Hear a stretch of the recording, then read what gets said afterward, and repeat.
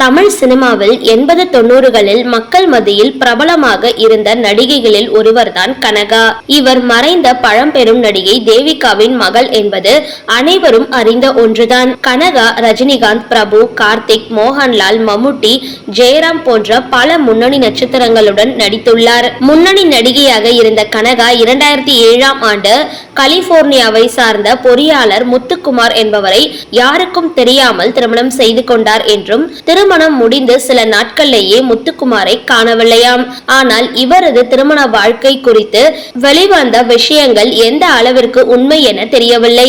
இடையில் நடிகை கனகா இறந்து விட்டார் என்றெல்லாம் வதந்திகள் வர பின் அவரே ஒரு வீடியோ வெளியிட்டார். நடிகை கனகா சில காரணங்களால் பல வருடங்களாக அவர் வீட்டை விட்டு வெளியே வராமல் தனிமையாக இருந்து வருகிறார். அதற்கான காரணமும் தெரியவில்லை.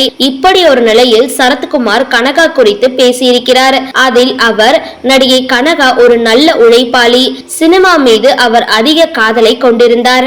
ஆனால் அவரது வாழ்க்கையில் நடந்த சில ஏமாற்றங்களும் வருத்தங்களும் அவர் மனதில் ஒரு அழியாத காயத்தை ஏற்படுத்தி விட்டது. சினிமாவில் பலருக்கும் இது போன்ற மன அழுத்தங்கள் ஏற்பட்டு அவதிப்பட்டு வருகின்றனர். அவர்களுக்கெல்லாம் நல்ல ஆலோசனை வழங்க வேண்டும் என்று நான் பல முறை கூறி வருகிறேன் என்று கூறியுள்ளார் சரத்குமார். இந்த வீடியோ பிடிச்சிருந்தா லைக் பண்ணுங்க, ஷேர் பண்ணுங்க. மேலும் இது மாதிரி வீடியோஸ்லாம் தெரிஞ்சுக்க மறக்காம யோகி டாக்ஸ் சேனலை சப்ஸ்கிரைப் பண்ணுங்க.